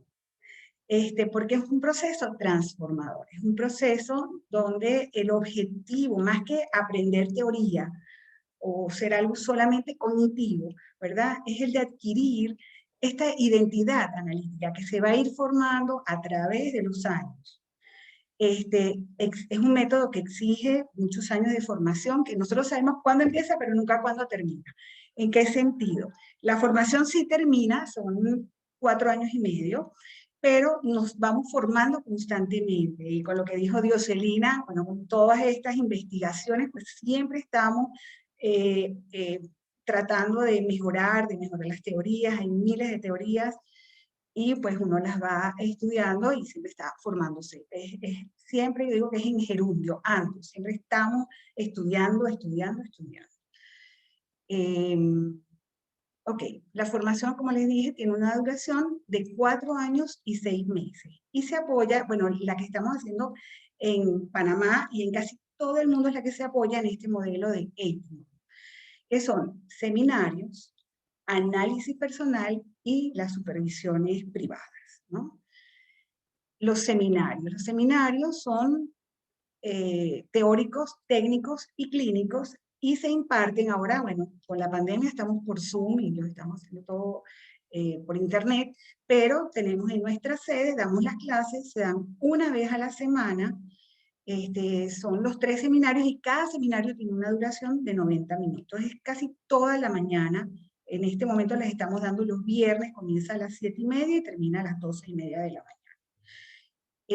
Los seminarios clínicos son supervisiones grupales, donde un candidato, llamamos candidato o analista en formación a las personas que están estudiando psicoanálisis, o que se están formando. Entonces, un candidato trae su caso y ese caso va a ser revisado por todos los demás los grupos, por el grupo de pares que están ahí, y siempre van a tener un psicoanalista didacta que va a estar acompañando en estas supervisiones grupales. Los seminarios teóricos y técnicos son temáticos y cronológicos, eso se los voy a explicar. Siempre vamos a partir de Freud. Vamos a partir de Freud hasta llegar a los teóricos contemporáneos. Por eso es que es cronológico. O sea, son temas y cada tema lo vamos a ver siempre desde Freud y toda la evolución de cómo se ha visto ese tema. Los programas se revisan y se actualizan constantemente. Como también estamos comenzando, todos estos programas son nuevos, tenemos unos programas excelentísimos que hasta estamos compartiendo con otras asociaciones. Este es un ejemplo que les voy a dar. Por ejemplo, el primer año, en los seminarios teóricos, nosotros tenemos 36 clases. Uno de los temas es lo inconsciente. O sea, vamos a estudiar, lo primerito que vamos a estudiar es lo inconsciente y los modelos de la mente. Primero, de acuerdo a Freud. Después, otro tema es los modelos de la mente según Melanie Klein. Melanie Klein y Freud son como los principales. Los primeros años son súper básicos, donde vemos todos los conceptos. Y tercero y cuarto año después vamos y vemos la psicopatología. Bueno, y así, esto es como un ejemplito que les estoy poniendo. Tenemos el estudio de las pulsiones, para entender lo que son las pulsiones, según la teoría freudiana, según la teoría kleidiana. Y la sexualidad, todo el desarrollo de la libido, del Edipo, todo esto es primer año. Tenemos los seminarios clínicos, que fueron los que les dije, que son lo de las supervisiones grupales, y tenemos seminarios técnicos. Estos seminarios técnicos, en el primer año, son sueños y casos clínicos de Freud, los comienzos de la técnica, el diagnóstico, los alcances y limitaciones de la técnica, la analizabilidad, lo que es un proceso, y así pues cada año vamos tocando diferentes temas y siempre cronológicamente. Este es otro ejemplo, tercer año, ¿verdad? En tercer año vamos a ver las teorías del desarrollo en los seminarios teóricos, y aquí, como les dije, tercer y cuarto año, vemos todo lo que es la psicopatología vista desde el psicoanálisis, vista desde los puntos dinámicos. Entonces comenzamos desde las psicopatologías más tempranas, hasta llegar a la histeria. En cuarto año es que vemos histeria. Al principio vemos psicosis, hipocondría, la enfermedad psicosomática, lo que es el borderline, siempre desde la mirada psicoanalítica. Tenemos también los seminarios clínicos y también tenemos, cada año hacemos un seminario electivo de acuerdo a lo que los candidatos quieran. Por ejemplo, el año pasado lo hicimos sobre pareja. Este año lo vamos a hacer porque este año tenemos los candidatos, nosotros tenemos unos candidatos que ya se están graduando y unos que en este momento están en tercer año. Este año el seminario electivo va a ser sobre neuropsicoanálisis, los sistemas motivacionales. Bueno, y esto es la parte de técnica, ¿no? O sea, vemos, por ejemplo, para que vean lo que es el proceso, la parte media, silencio, resistencia, insight, todo. O sea, es un paseo completo por lo que es el psicoanálisis. Es una formación muy, muy, muy, muy completa. El otro pilar, yo les dije que era un trípode, ¿verdad? Es el análisis personal. La formación, además de brindar un bagaje de conocimientos teóricos, técnicos y prácticos, es un estudio que no se contenta solo con esto, sino que incluye al terapeuta y a su persona. Ya estaban hablando antes de lo que era la transferencia, lo que era la contratransferencia. Entonces, la única forma que tenemos de vivenciar eso realmente, además de con nuestros pacientes, es con nosotros mismos. Ya Freud en 1912 estableció como condición en su instituto de que nadie que no haya estado en análisis podía aspirar al rango de analista. O sea, todos hemos tenido que pasar por el análisis. Ya les voy a explicar después los requisitos, ¿no? Bueno, en aquella época, ustedes no sé si sabrán, pero al principio, pues, Freud analizó a su hija, a Ana, Melanie Klein a sus hijos también. No había como reglas, límites, poco a poco se fueron poniendo todos estos límites, y lo que se encontró es que nadie podía llegar más lejos que sus puntos ciegos. Entonces es muy necesario que uno se revise a uno mismo para poder después entender al paciente. Desde los comienzos del psicoanálisis se reconoció, pues lo que dice, que para entender el proceso psicoanalítico, eso lo decía Menninger, había que experimentarlo en uno mismo. A veces me preguntan a mí, ¿qué es el psicoanálisis? No tienes que ir al psicoanálisis para poder entenderlo. Es muy difícil explicarlo si uno no lo ha vivido. La frecuencia del psicoanálisis es de 3 o más veces por semana durante la formación. O sea, cuando estamos haciendo la formación exigimos que estén 3 y por un ratico 4 veces a la semana, con un analista en función didáctica.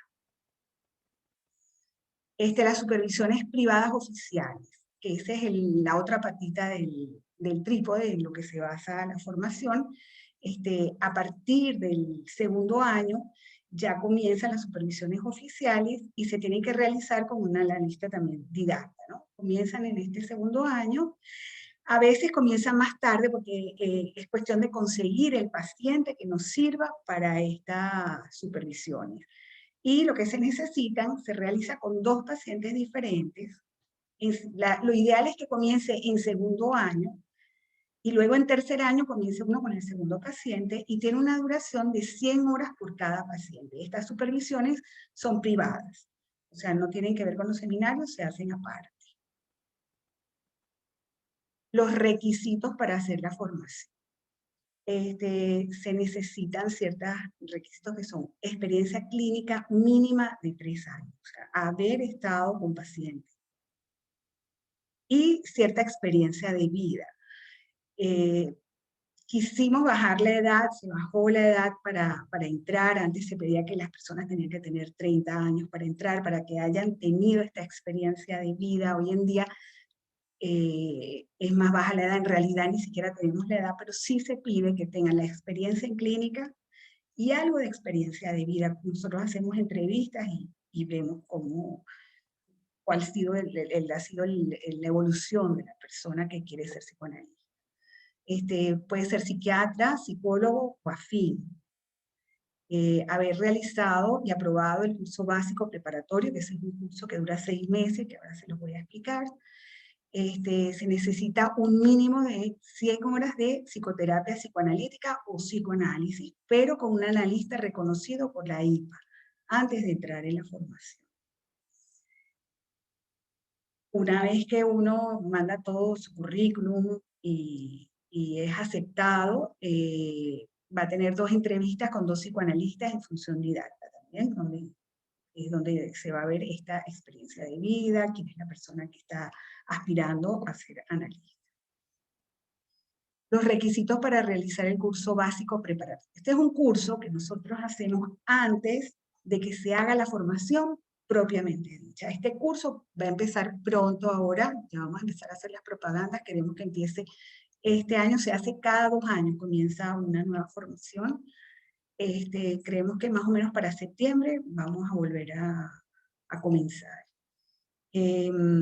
Para este curso es lo mismo, hay que ser profesional de la salud, tienen que enviar un currículum, una carta de solicitud de admisión al curso introductorio, la fotocopia autenticada del diploma de psicólogo, psicoterapéutico o médico otorgado por la Universidad de Panamá o una universidad reconocida. Cuando el diploma es otorgado por una institución extranjera, entonces el título tiene que ser apostillado por la Cancillería del país donde viene la persona. Lo que les dije, se necesita la experiencia clínica mínima de 3 años y también pues las 2 entrevistas. El curso básico preparatorio tiene la duración de 6 meses, también consta de seminarios teóricos, técnicos y clínicos. Ya no está basada en el trípode, o sea, no vemos la supervisión, pero sí pedimos que ya hayan tenido o estén comenzando un análisis o una psicoterapia psicoanalítica. El objetivo de este curso es que el aspirante a la formación psicoanalítica, a través de esta experiencia, evalúe su decisión de ser analista, si realmente quiere hacerlo, porque es una formación que lleva tiempo y lleva esfuerzo. Y también nos permite a nosotros evaluar la capacidad de esa persona para ser psicoanalista, la capacidad que tiene para entender lo que son las metáforas, para la abstracción, para comprender lo que es el inconsciente. Eso lo vamos a evaluar. Los seminarios teóricos tienen por finalidad ubicar al participante en el contexto sociocultural de la época. Es un poco la historia de lo que es el psicoanálisis, un poquito se desarrolla estos conceptos básicos, como para que puedan entender de qué se trata, ¿no? Tanto la teoría como la técnica. Los seminarios clínicos que nosotros hacemos es como para, en estos 6 meses, para que la persona entienda la diferencia que hay entre psicoterapia y lo que es el análisis propiamente dicho. O sea, es para que pueda ir ingresando así como en este conocimiento. Y es lo que nos va a permitir también evaluar cómo se aproxima el aspirante al paciente, ¿no? O sea, observar su capacidad analítica, la clínica, su intervención. Y los seminarios técnicos, que son los más chéveres, que además los damos María Cristina y yo, son de observación de infantes. Son seminarios de verdad espectaculares que nos permiten la comprensión del aspecto temprano. Creo que Jocelina dijo que ella daba observación de bebés, ¿no? Entendí eso, correcto, que también lo dan en la ONU. Entonces, es una experiencia interesantísima donde cada uno de los candidatos, de los aspirantes que ya no son candidatos, tienen que escoger una familia para observar un bebé. Y esta observación luego es llevada a nosotros en las clases de los seminarios técnicos, pues todos los participantes escuchan la observación cada semana. Uno de los integrantes pues va a contar su observación y todos los demás pues los vamos apoyando y tratamos de entender qué fue lo que pasó en esa observación. El curso básico preparatorio, entonces tiene los seminarios teóricos que todo dura aproximadamente 16 clases, ¿no? En la teoría pues vemos Sigmund Freud, una clase introductoria sobre su vida, quién era, una breve introducción a lo que es el psicoanálisis, la diferencia entre psicoterapia y psicoanálisis, hablamos de ética y de lo que es la formación en sí, lo que es el modelo ético. Luego tenemos los seminarios clínicos, que son las supervisiones grupales, y bueno, lo que les dije, los seminarios de observación de bebés. Esto es respondiendo también pues, a la pregunta que ustedes hicieron de lo que es la práctica del psicoanálisis, ¿no? Es una práctica amplia. Hoy en día pues ya no nos quedamos en los consultorios, hemos salido a los hospitales, estamos en los consultorios privados, se trabaja con grupos, está el psicoanálisis aplicado a la sociedad, al arte, a la política, las investigaciones, fue como dijo Jocelina, interesante la exposición sobre todo lo que es el psicoanálisis, el desarrollo, todas las actualizaciones de las teorías. Y bueno, como dijo María Cristina, el método implica el trabajo con el inconsciente, la transferencia, los sueños, los actos fallidos, la interpretación, la identificación predictiva. O sea, la práctica del psicoanálisis es amplio y está en todas partes. Hoy en día, pues, hay muchísimas escuelas, que son las que dijo María Cristina, ¿no? Y casi que no hay un solo psicoanálisis, hay muchos psicoanálisis. Hay un solo psicoanálisis, pero hay muchas maneras de verlo, ¿no? Hay muchas miradas, y cada mirada complementa a la otra. Y todas estas miradas partieron de Freud. Es increíble, pero mientras más uno estudia a Freud, más uno puede darse cuenta de cómo de él parte todo. Es impresionante. Y parten todas las psicoterapias, yo creo. O sea, realmente él fue un buen semillero. Bueno, entonces tenemos las escuelas freudianas clásicas, las relaciones orbitales, las teorías de campo, las de desarrollo temprano, las ambientalistas, las del pensamiento, todo lo que vimos, lo interpsíquico, que está hoy en día muy de moda, todo lo que es el CEL. Y los métodos van a variar de acuerdo, esta es otra cosa que es interesante, van a variar de acuerdo a la escuela, en cierta forma, aunque básico siempre va a ser el trabajo con la transferencia, el trabajo del inconsciente, la asociación libre, ¿no? Pero los métodos van a variar de acuerdo a la estructura de personalidad del paciente. Siempre nos estamos adaptando. El psicoanálisis siempre va de la clínica a la teoría. Por eso es que siempre está en constante crecimiento. Es una ciencia viva, en constante revisión y movimiento, por eso es dinámica. Lo que les decía, partió con Freud de la clínica, Freud todo lo sacó de la clínica, luego fue haciendo su teoría y después su metateoría, que es una teoría de la teoría, que hoy en día pues tratamos de que esté basada también en los aspectos pues, neuropsicológicos, ¿no? Su técnica es revisada y siempre se vuelve de forma empírica a ella. Hoy en día las neurociencias pues, comprueban científicamente lo que Freud intuyó, que es lo que dijo María Cristina, déjenme saltarme esto, es una terapia profunda que busca cambios estructurales, por eso es una terapia que es larga, sí es larga, pero hoy en día inclusive estaba leyendo el otro día un artículo que decía que hoy en día la gente está tan apurada que llega rápido a sus propias conclusiones también. O sea que se han acortado dentro de todo, en cierta forma, las terapias. Trabaja a niveles cognitivos y afectivos, donde la persona del analista, esto es muy importante, por eso es que la formación es formación, es donde la persona del analista y el aquí y el ahora son relevantes. No es el paciente allá y punto, sino que se establece una conexión y todo lo que nosotros vamos sintiendo, pensando, es como una espiral, ¿no? Nosotros afectamos al paciente, el paciente nos afecta a nosotros. Somos parte del encuadre y del trabajo. Es una terapia individual donde el sujeto no se encasilla en un diagnóstico rígido, clínico solamente, sino dinámico. Es lo bonito del psicoanálisis, porque en la medida que se va trabajando con el paciente, vemos cómo van cambiando los mecanismos de defensa, cómo va cambiando la estructura del yo, cómo el paciente va entendiendo su inconsciente y vemos cómo va evolucionando y va cambiando en estructura. Bueno, y es un tratamiento de elección para trastornos de personalidad, se ha comprobado. De hecho, estaba oyendo el otro día una charla de Kernberg, que es muy buena, que si pueden verla, de verdad es excelente, está en la página de la IPA, donde decía que se habían hecho investigaciones y que realmente al lado de otros tratamientos, no, los otros tratamientos también son efectivos, pero el psicoanálisis, él decía que era muy tratamiento de elección para trastornos de personalidad, depresiones crónicas, trastornos de angustia, trastornos sexuales donde hay represiones, por ejemplo, inhibiciones, síndromes de conversión, enfermedad psicosomática, y para todo además aquel que desee conocerse a sí mismo también, y quiera transformarse. Investigaciones, bueno, Jocelina ya dio muchísimo más que nosotros realmente, desde 1900, esto sí es interesante, la IPA desde 1927 ofrece fondos para la investigación en psicoanálisis. Se han otorgado más de 450 subvenciones durante ese periodo y los investigadores han publicado muchos de sus artículos y monografías.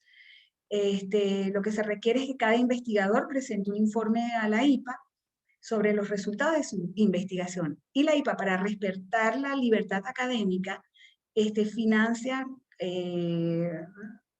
no, ella financia los grupos, pero ella no se hace responsable del contenido ni de los resultados de la investigación. O sea, les da la libertad de que hagan las investigaciones como quieran. Y el objetivo es llevar los hallazgos más allá de nuestras puertas del consultorio, pues que sea accesible a la sociedad y sobre todo para los médicos. Estos son, por ejemplo, si se meten en la IPA van a ver siempre hay muchísimas actividades, se está trabajando con todo lo que es lo nuevo de los géneros, del racismo, si se usa o no se usa el IVA, continuo cuestionamiento. Entonces, bueno, creo que eso es todo por ahora. Listo. Bueno, muchísimas gracias a las dos. Realmente nos han esclarecido muchas cosas. Y bueno, haber pues visto todo esto, no sé, me gustaría abrir un espacio para que puedan surgir un conversatorio, si tienen alguna pregunta, algún comentario, pues como dice ahí, que levanten la mano para participar. Aquí abajito donde aparece reacciones, pueden levantar la mano y pues se le dará la palabra a la persona que lo haga para poder abrir este espacio.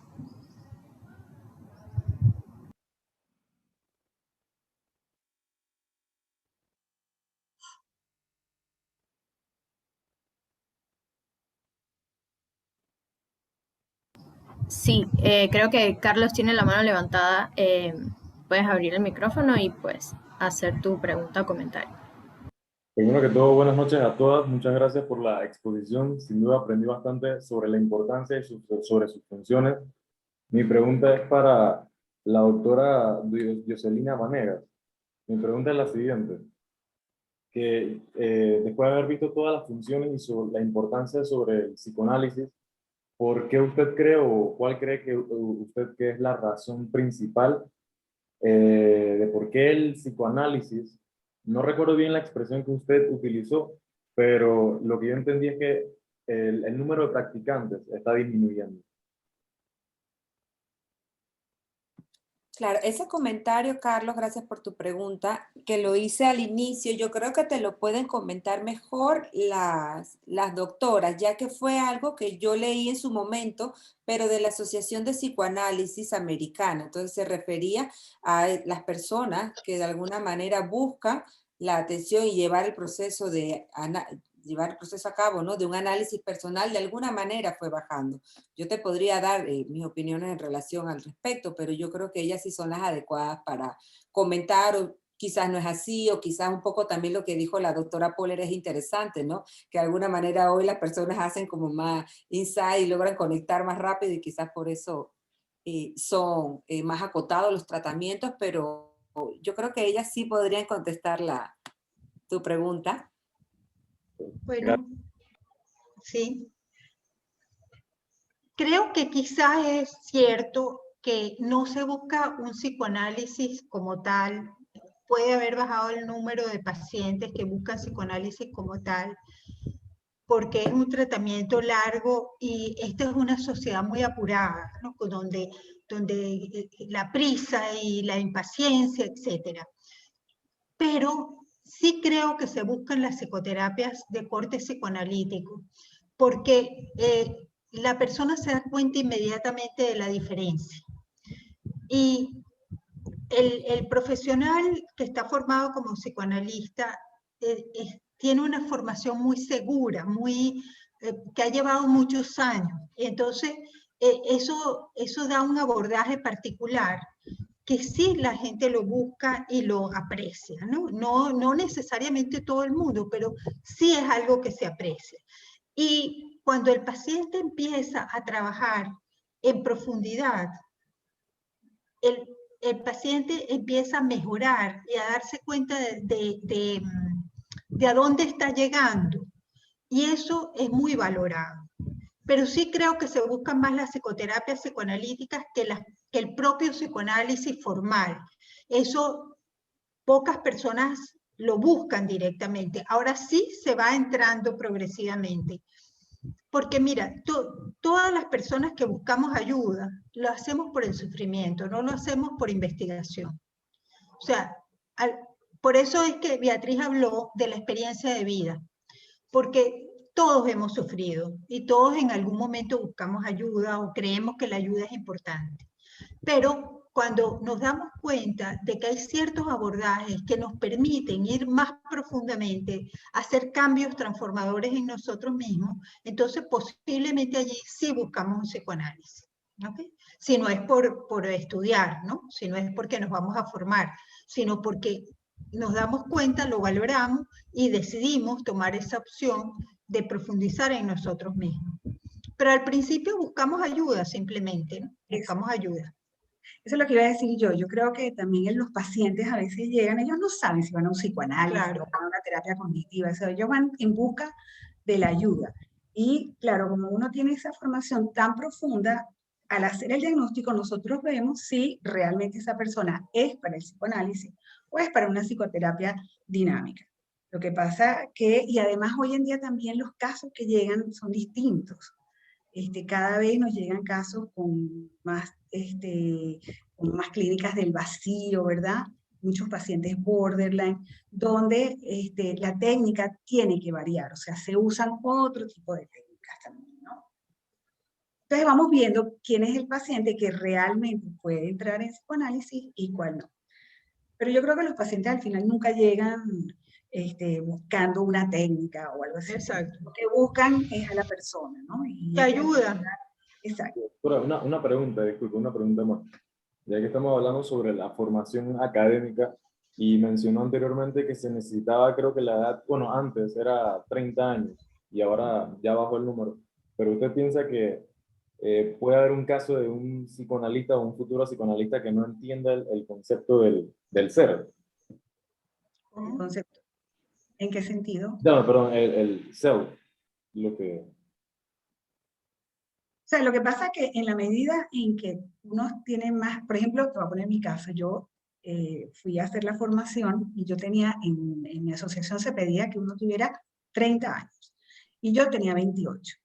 Fui, me entrevisté, hice todo el proceso. Me recuerdo que una de las profesoras me dijo, a ti te falta experiencia de vida, ¿no? Me dijo, realmente yo creo que deberías empezar más tarde. Sin embargo, el segundo analista que me entrevistó me dijo que sí, que podía entrar. Al final me aceptaron y entré.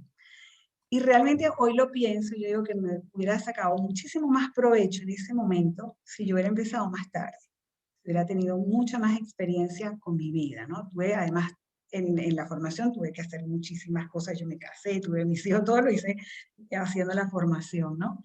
Entonces creo que sí es necesario ese espacio de tiempo. No sé si eso responde a tu pregunta.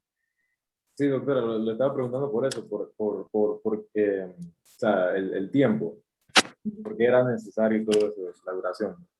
Gracias.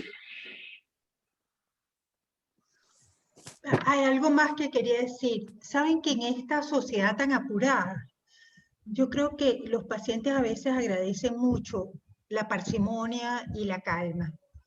El tener un rato para poder pensar en ellos mismos y no estar tan atolondrados en la vida, sino para poder pensar, mirarse, etc. Estaba recordando una paciente que está con la crianza de sus hijos y está muy abrumada de tantas cosas, es profesional, etc. Y ella agradece tanto el espacio en que no tiene que ocuparse de las niñas, que puede dedicarse a ella, que tiene una constancia en el tiempo, que le permite verse y ver lo que está ocurriendo en toda esta función de crianza que también es fundamental, porque ahí estamos también haciendo prevención. No sé si se dan cuenta que en la medida que ella puede verse a sí misma y puede verse en su función materna, también estamos haciendo función preventiva en cuanto a los niños que están siendo criados. Entonces, creo que también esto de que es largo depende mucho de lo que se está buscando y de lo que se necesita en cada momento. Y no es solo lo largo, porque también es el tiempo, o sea, para la diferencia entre un psicoanálisis y una psicoterapia sobre todo es la frecuencia, ¿no?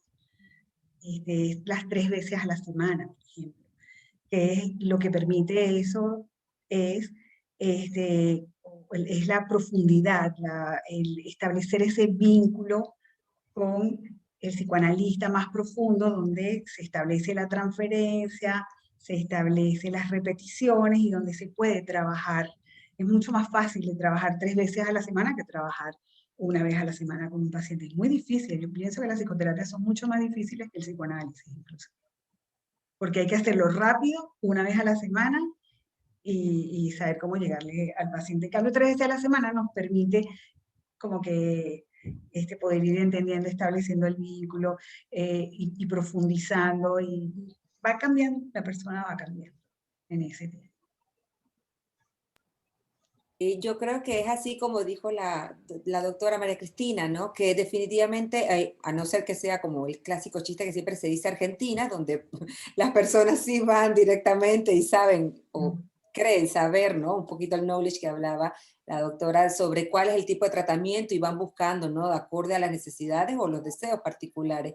Pero a mí me parece que en general ocurre así. Si bien quizás el paciente llegará una vez a la semana, empezarán a explorar en conjunto y si encuentra que entonces está con un psicoanalista, que quizás en algún momento también a la psicoterapia psicoanalítica van aumentando las sesiones en la medida de que entonces se va conociendo el método. No creo que lleguen, al menos como usted dice, ¿no? Que sea un tema de formación personal, porque ahora que usted estaba hablando me acordé precisamente, me tocó a mí, Yo la maestría que hice, a mí sí se me obligó, se me requería que yo hiciera también la formación en el sentido de la atención, ¿no? De que tuviera mi proceso terapéutico, pero bajo al auspicio así de psicoanálisis, que tenía que ir 3 veces a la semana y todo durante 3 años. Era parte de un requisito para uno poder entrar en la maestría, y ya cada uno decidía finalmente si continuaba esa formación o no, y en mi caso igual, no se me permitió porque yo era muy joven. Tenía 24 años para cuando llegué y bueno, no hubo la oportunidad, pero sí, sí hubo la experiencia y definitivamente lo que dicen es totalmente diferente. Yo no soy psicoanalista, así que más que todo hago psicoterapia de 1 vez por semana, quizás 2 en algunas ocasiones. Es muy distinto el proceso terapéutico, cómo se vivencia y todo el material que emerge, ¿no? Es diferente. Y así mismo también la experiencia de uno como paciente del otro lado es muy distinta también, de 1 o 2 veces a cuando se lleva ese ritmo de intenso, porque es muy intenso también, de 3 veces por semana. Muchas gracias, doctora. Bueno, tenemos una pregunta más de Michelle Valle. Si puede encender el micrófono para hacer su pregunta o comentario. Bueno, primero que todo, muy buenas tardes. Le agradezco a Carlos por la invitación. No soy psicólogo, soy profesional en otra área, pero he aprendido muchas cosas de las tres.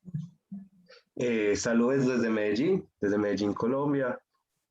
Y mi pregunta es para Beatriz. Que tocaste el tema de que las personas buscan ayuda. Dijeron que estamos en el tiempo de que quieren todo rápido y no sé cómo le llamarán en Panamá, pero aquí en Colombia hay una moda muy grande con los coach o el coaching, que son personas que no tienen la mejor preparación, pero quieren ayudar o quieren guiar a otras, digamos que no siempre de la mejor manera, o estamos entrando en algo que se llama el positivismo tóxico, de que sí se puede y que las emociones negativas las hacemos a un lado, que no se permiten sentirlas. Entonces, desde su experiencia, desde su formación, ¿qué comentario o qué nos podría decir con respecto a eso? A los coaching, diría. Depende, o sea, hay coachings que son útiles, que son más específicos, que van a un punto y que tienen que ver con algunas escogencias, a lo mejor de carrera o, no sé, cosas de la vida, y que pueden ayudar y que pueden inspirar y que pueden ser la puerta de entrada después, y el coach es consciente y responsable de dirigir a esa persona hacia una psicoterapia o hacia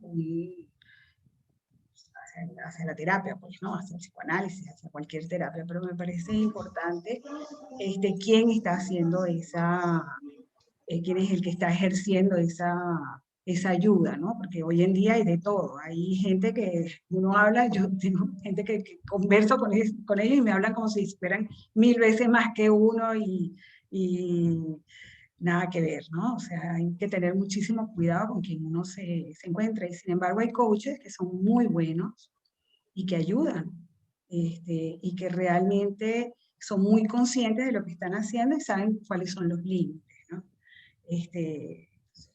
No lo criticaría, pero pienso que para profundizar y para resolver un sufrimiento importante, pues tienen que entrar en psicoterapia, análisis, cualquier terapia, pero no sé, María Cristina. Sí, exactamente. Que no, de ninguna manera tampoco diría que los coaches son negativos. Hay coaches que pueden ayudar mucho en circunstancias puntuales. Estos son opciones, ¿no? Y hay distintas terapias que sirven para distintos momentos o para distintas cosas, no todo sirve para lo mismo. Y bueno, los coaches son útiles, sobre todo si están bien formados, si son personas profesionalmente idóneas, etc.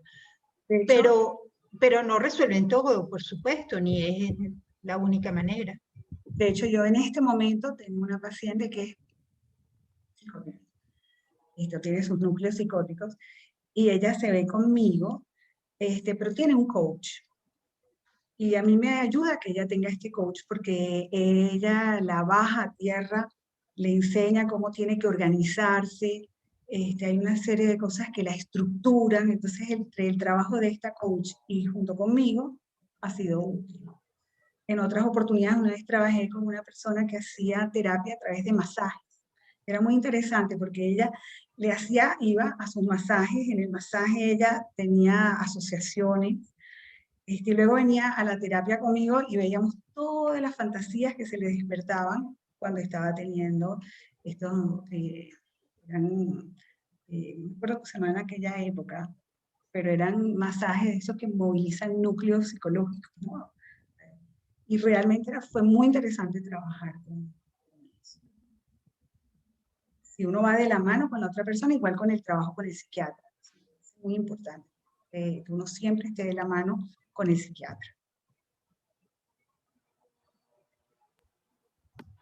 Y bueno, no sé si hay alguna preguntita más, algún comentario. Así que, bueno, realmente damos por finalizado este espacio de aprendizaje. Muchísimas gracias por cada una de sus exposiciones y pues por compartir sus experiencias de vida, tanto personales como profesionales. Así que bueno, de parte de todos, les damos muchísimas gracias. No olviden cada uno seguirnos en Instagram, @aepsiusma, para pues no perderte de todas nuestras actividades. Y sí quería pues que nos tomáramos una fotito de recuerdo de este espacio de aprendizaje. Así que si pueden prender las camaritas rapidito para tomar una foto, se los agradecería. A ver, sonrían. Digan Freud. Ok, excelente. Bueno, muchas gracias nuevamente. No sé si Laura quiere decir algunas palabritas de parte de la asociación.